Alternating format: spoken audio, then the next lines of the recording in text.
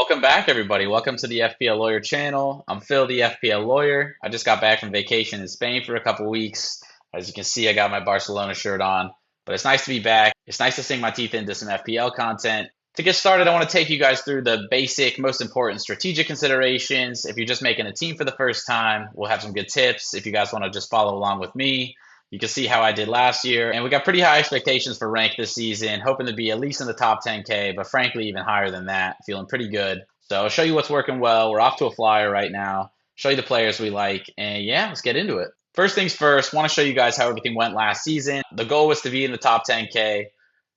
But by game week 37, going into the last week of the season, I was ranked 5.4K. I was getting cocky. I thought it was a lock that we were top 10. So I was like, all right, let me push for top 2, top 3K.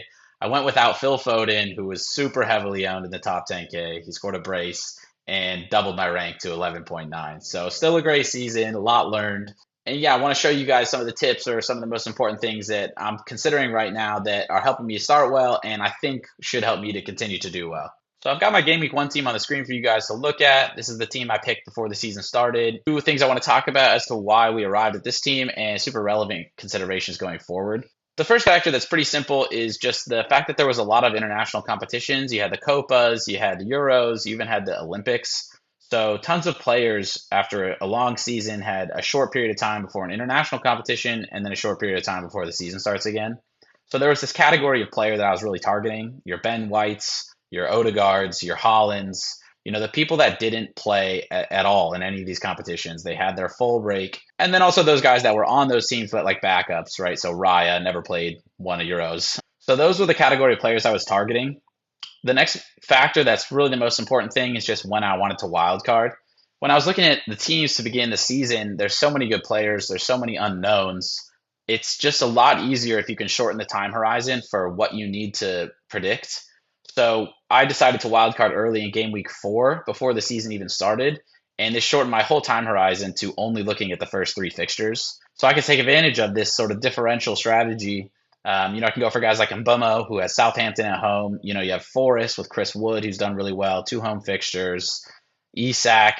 It made it a lot easier to pick players that I didn't have to worry about, 8 weeks time horizon. 3 weeks was a lot easier. And then in game week 4, whenever I do wildcard, I'll have reaped huge benefits of price rises. If my team value is 105 million and your team value is 101 million, that extra 4 million can take someone like Doku, who's 6.5, up to a Cole Palmer at 10.5.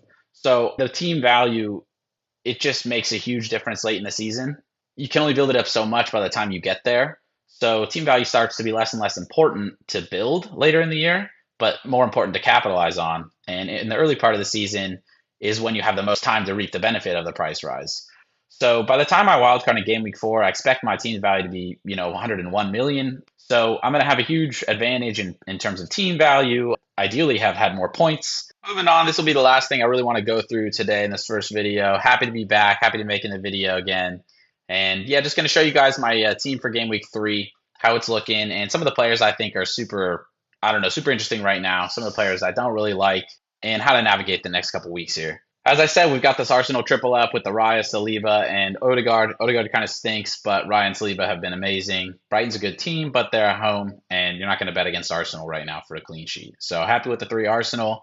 Robinson's been super popular for other people transferring him in if you started with a Kwanzaa, for example. So he's really good. He's got Ipswich away. And then Trent, favorite player in the world, favorite player in the game. He's a stud, so he's going to start every week. Jota, risky. He was the popular differential risk to go for with if you didn't want to go with Mo.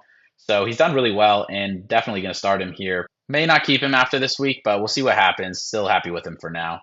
Doku kind of is terrible. I mean, I was going to go with Bernardo at first, wanted a differential, wanted a second City player for the Ipswich at home game.